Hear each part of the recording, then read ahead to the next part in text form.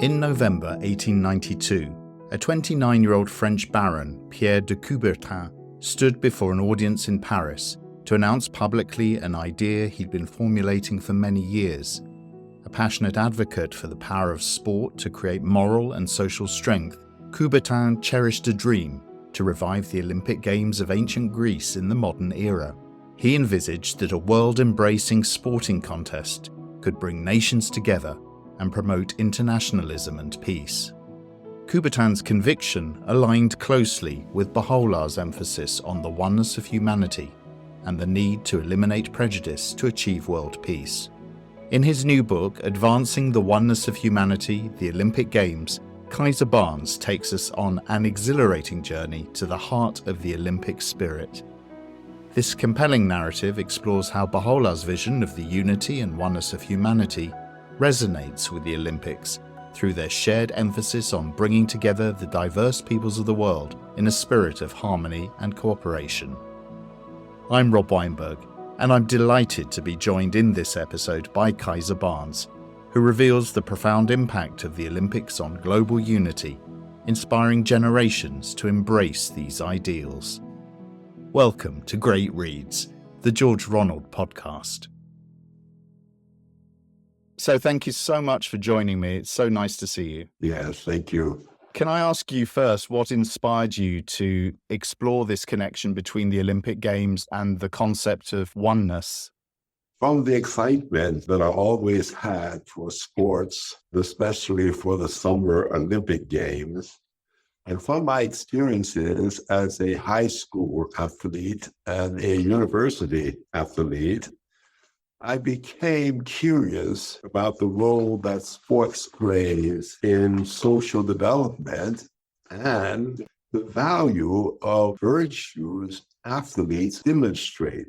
This interest grew when I became a member of the Baha'i faith many years ago and embraced its teachings regarding the oneness of religion and the oneness of humanity. They meant, as Baha'i writings explain, and for my own understanding, that all the universal prophets, both through their teachings and their sacrificial actions, the evolving unity of humanity. The one that I particularly like is this one. I love all of them, but this one I think constitutes the best of the inspiration that I have gotten about religion and sports. All the divine prophets have proclaimed the oneness of God and the unity of mankind. They have taught that men should love and mutually help each other in order that they might progress. Now, if this conception of religion be true, its essential principle is the oneness of humanity. In other words, the essential principle of all of the religions is the oneness of humanity. The fundamental truth of the manifestations, the prophets of God and their teachings, is peace. This underlies all religion, all justice. The divine purpose is that men should live in unity, concord, and agreement, and should love one another. Consider the virtues of the human world and realize that the oneness of humanity is the primary foundation of all of the virtues. Now, I think you might imagine to come across these writings about the oneness of humanity and its relationship to the revealed religions. The prophets have come, and in their revelations, they have each promoted the oneness of humanity. So that's the greatest inspiration that I have taken from my membership in the Baha'i faith and from the interest that I have always had in the role and the importance of religion. I read that the Olympics always had a very sort of special role and inspiration for you. What was your experience growing up as an African American when you watched the Olympics as a boy, for example?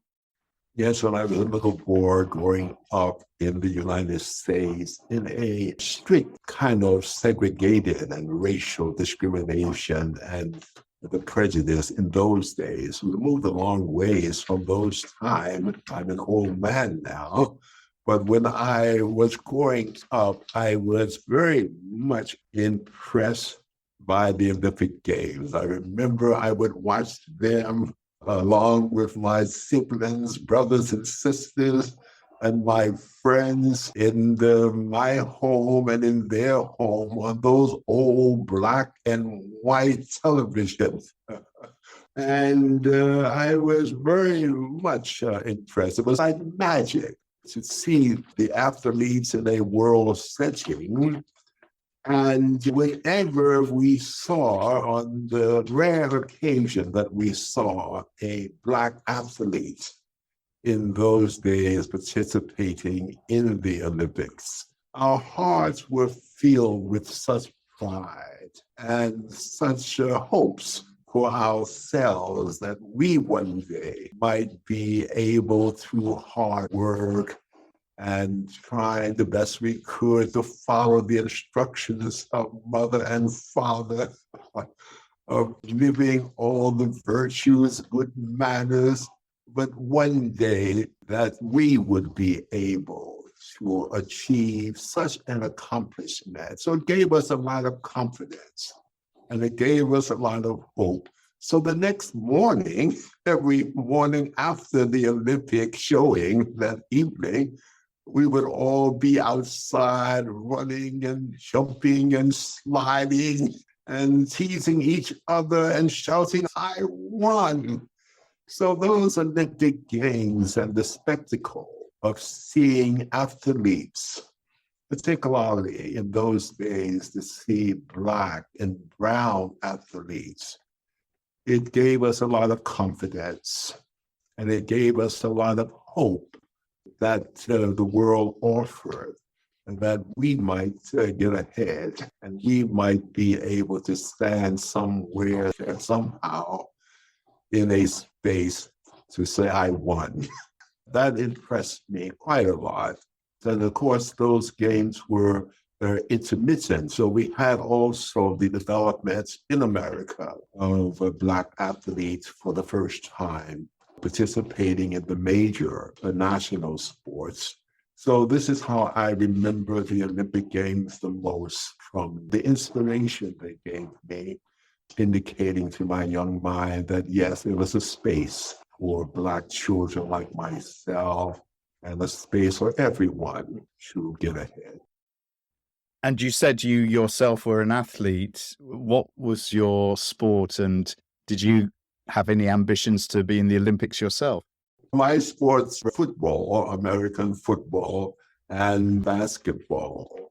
And I never thought of participating in the Olympics. In those days, basketball wasn't a part of the Olympic Games. So I never did imagine that I could ever be good enough to be an Olympic athlete. So your book looks at the Olympics in the light of this principle of human oneness. And it's interesting that Pierre de Coubertin, who was the person who revived the Olympics in the modern world, lived more or less at the same time as Bahá'u'lláh and was thinking about this principle of the oneness of humanity at the same time as Bahá'u'lláh was writing to the kings and rulers of the world. Can you elaborate a little bit on the parallels that you found between the Olympic ideal and Bahá'u'llah's teachings? Yes, I think they are very clear. It's very interesting. I find that Coubertin, a Frenchman who made his career educating in schools the importance of physical education and physical health, but he also had a vision that sports would make a contribution to the achievement of world peace. And that was quite an extraordinary vision for those days, going back to the time that he was born, 1863 in Paris, and then starting his career in the public education, teaching sports there. And so he had this vision that the revival of the Olympic Games would be worthwhile. The Olympic Games had gone on in Greece for over 1,500 years, and some sport historians have found that it had existed in Greece for over 3,000 years. And around 1100 BC, the games diminished, and then after that period, the games were terminated in the Greek history. And he had the thought that it was an excellent demonstration of spiritual religious qualities, and they should be revived.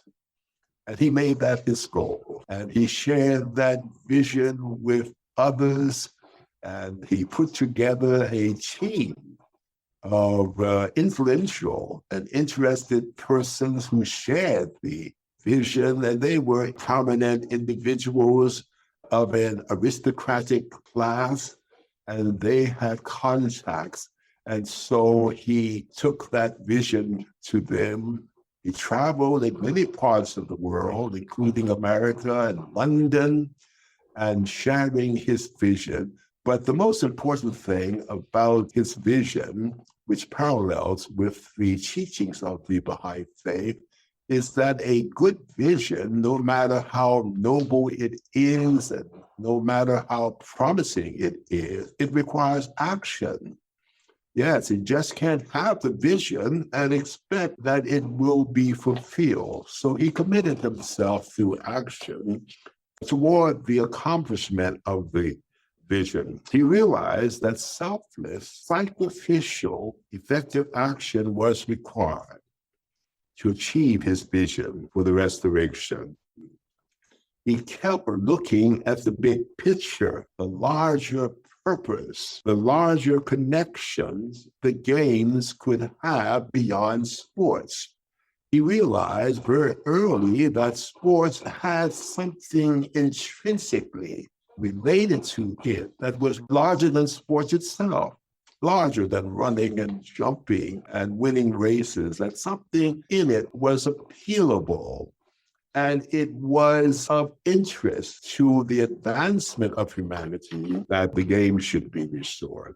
The Baha'i writings not only uphold the principle of vision and action, they consider that they are a major springboard for considering the establishment of the modern Olympics and an underlying achievement, the courage that Coubertin demonstrated, his acceptance of responsibility to try to make it happen, his wise and effective collaboration or team actions with other influential persons made the transition to the modern games occur. I'd like to share, Rob, just a few of the teachings of the Baha'i faith on the importance, the connection between vision and action. This is what we see in the establishment of the modern Olympic Games. And this is what we see in the athletes themselves, having a vision of themselves and taking action through training and selflessness in terms of devoting themselves to learning the professions. The Baha'i writings hold, what profit is there in talking of the solidarity of the human race as a grand ideal, unless these thoughts are translated into the world of action? They are useless. The wrongs in the world continue to exist just because people talk only of their ideals and do not strive to put them into practice. Do not allow differences of opinion or diversity of thought to separate you from your fellow man or to be the cause of disputes, strife. Rather, search diligently for the truth and make all men your friends. So here was the awareness, not in the same way that I have expressed them in the Baha'i writing, but the sense of the appreciation that he had to take action. And it had to be consistent action. And it had to be confident action. In other words, he had to believe in the dream. Like the athletes who are running, they had to believe in the dream. And I think even as a little child, I was able to appreciate that those athletes, they believed they could win. And I think this is what Coubertin demonstrated, and I think that this is why he is called the father of the Olympic Games. One individual coming from a very strong Christian background. And the other thing about his vision that is important, he appreciated that it has to be an international vision. They had some games that had been started in London, in parts of England. Some games had been started in some parts of France and other countries. But his vision was for the internationalism of the modern games. So do you think he saw the games as a way of overcoming prejudice, as well as bringing countries together in a contest, if you like, that he felt that it would serve an educational role in overcoming prejudice? Most definitely. This was one of the thoughts that he expressed to those he was in contact with, that a purpose of the restoration of the Olympic Games would be to overcome prejudices. And being a student of sports, he understood that this was a feature of the original Olympic Games, that it helped to unify the Greek cultures and unify the Greek people, that they could come together in an experience of sports, and the experiences would have a unifying influence on Greek unity and culture. And he took the lead from the ancient Olympic Games, and he also understood from the ancient Olympic Games that religious values should be emphasized. It would be a part of the Olympic Games, such religious values as striving for excellence in the athletic context, bravery and valor and sportsmanship, courage, all of these great values that the athletes in the ancient Olympic Games had demonstrated. So he appreciated that the religious aspect of the ancient Olympic Games, they should form the character of the modern games. And we've seen an increasingly diverse Olympic Games over the decades, haven't we? We've seen the Olympics move from all male to gender parity. We've seen the establishment of the Paralympics. We see a refugee team taking part.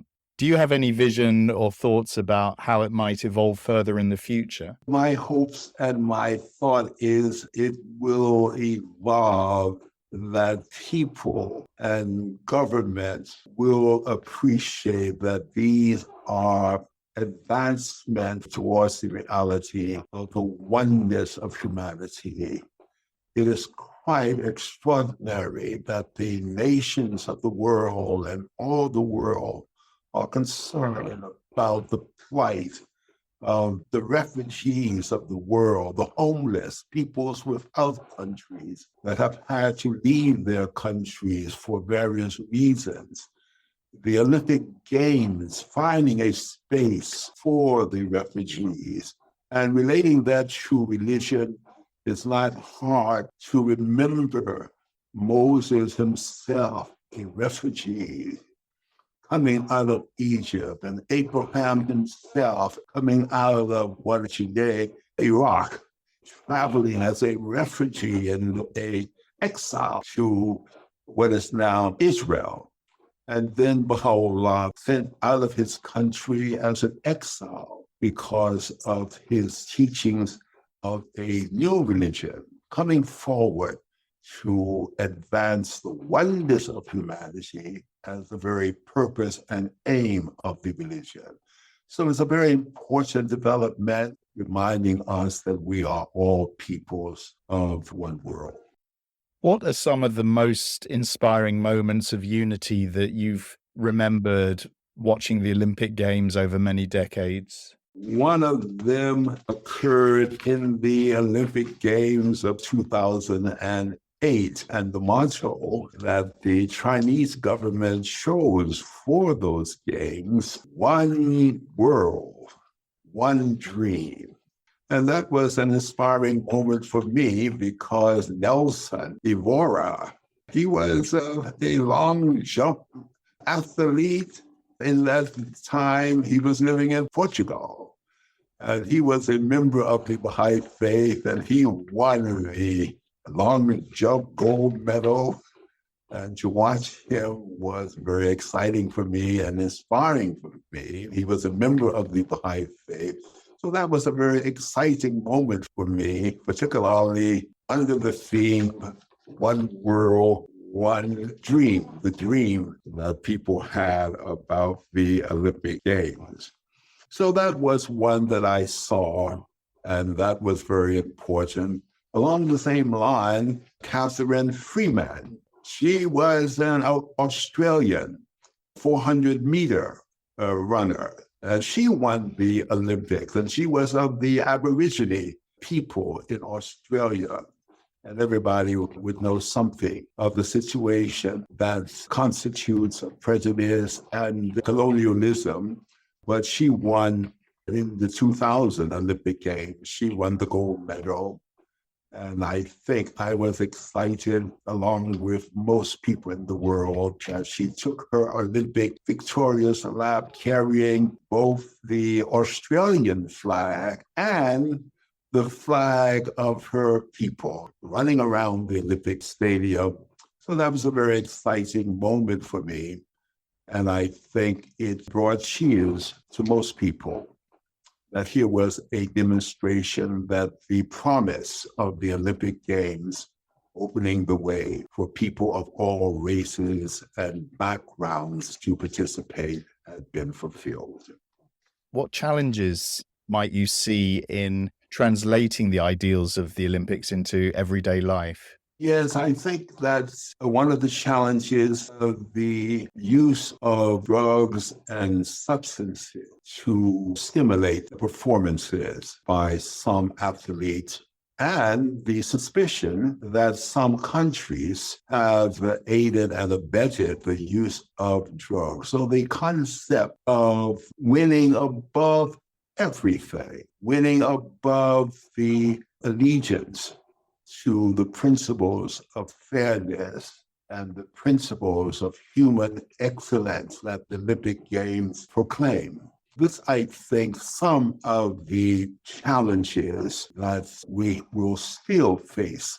I understand that there are efforts to ascertain the use of drugs, and there are measures and punishments that the Olympics can and have handed down for the use of drugs. So I think that this is a great challenge that goes against the spirit of the Olympic Games, but the nations and the committees, the national committees and the international committees, I think they're doing a reasonably good job trying to handle these challenges. Another challenge, of course, is how one might put aside national pleasure and national interest and national appeal to realize that patriotism, for example, it's all right to have it and to be proud of one's nation.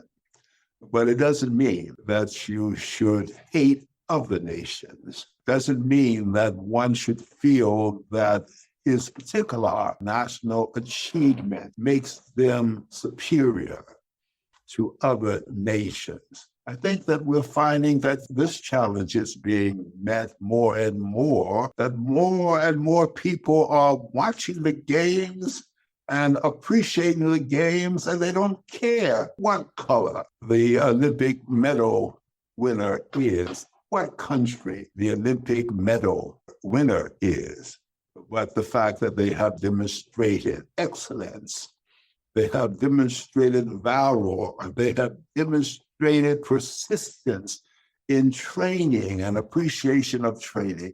I think that these are some of the measures that we find accompanying the appreciation for the spirit and the purpose of the Olympic Games. I think the point that you were making about the Olympic Games starting off as a measure to advance world peace is quite appealing, I think, to some.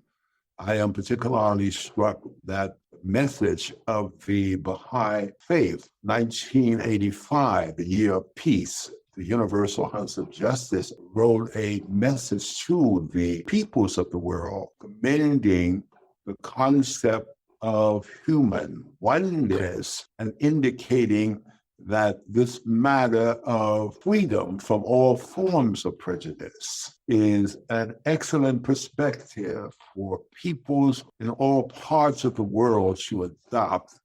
It's a spiritual perspective, a religious perspective, and I think that the Olympic Games are one of the chief proponents of demonstrating freedom from any form of prejudice, all forms of prejudice against the uneducated, whatever the prejudice mankind is capable of detaching itself from these forms of prejudice.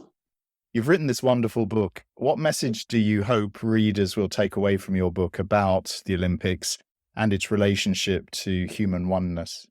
Yes, I hope that in reading this work, everyone will appreciate the contribution religion has made, all the established religions have made to the promotion of human oneness.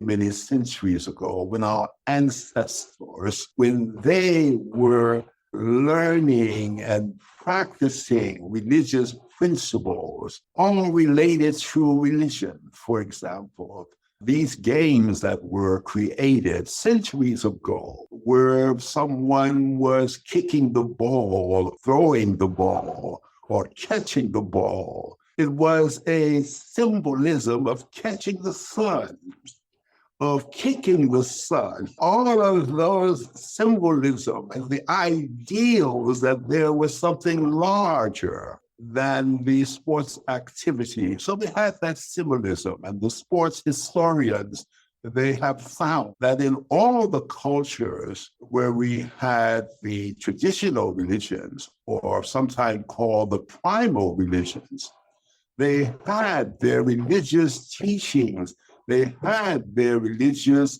errands.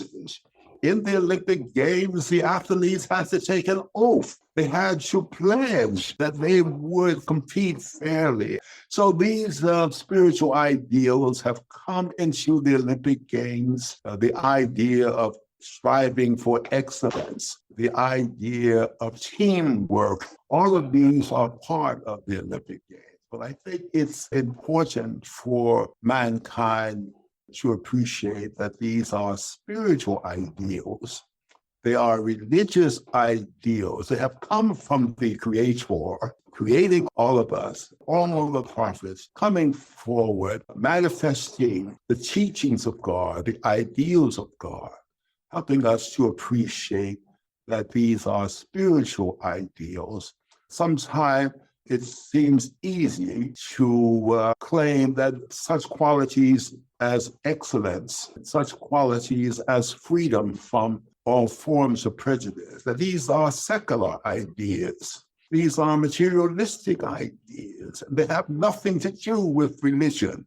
So I think that more and more through such movements as the Olympic Games, the local and national movements and education, humanity will begin to appreciate the spiritual education that the prophets of God have made possible for humanity. So I would like to see the athletes in the future having the idea that I'm running or I'm jumping for the oneness of humanity.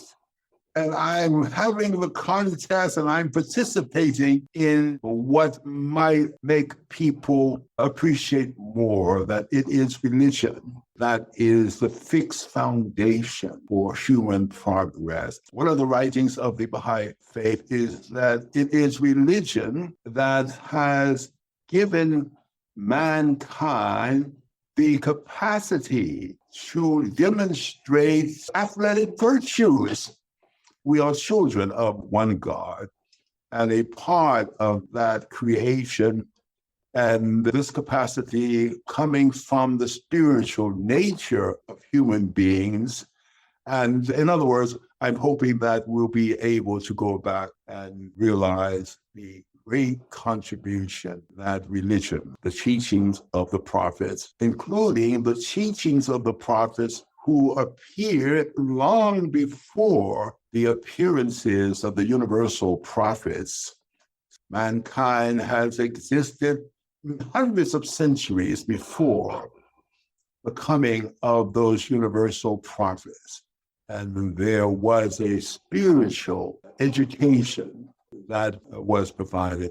And it might be that in the future, athletes will say a prayer or collectively say prayers before they run their races. Yes, I think so.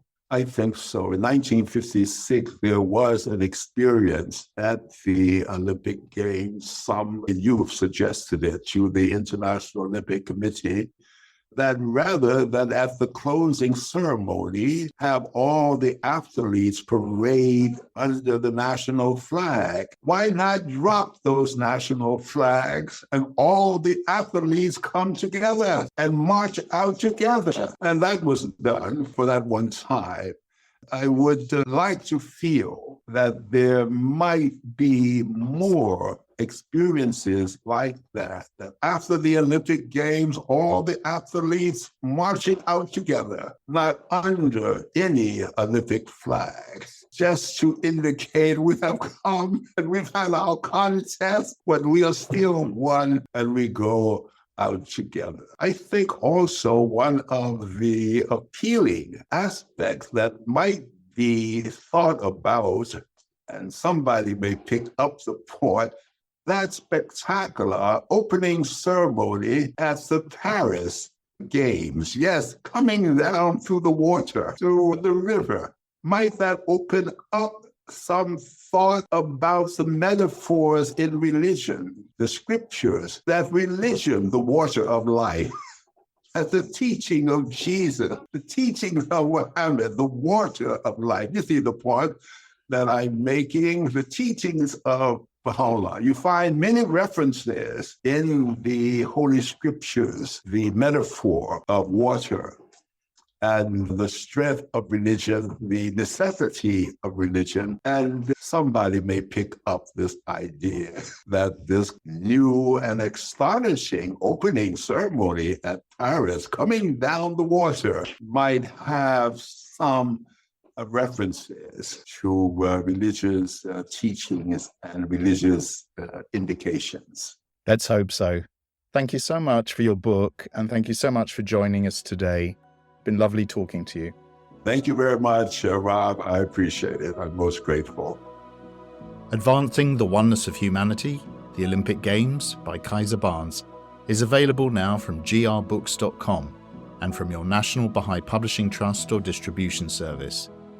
Thanks for listening, and I hope you'll join us again next time for another episode of Great Reads, the George Ronald Podcast.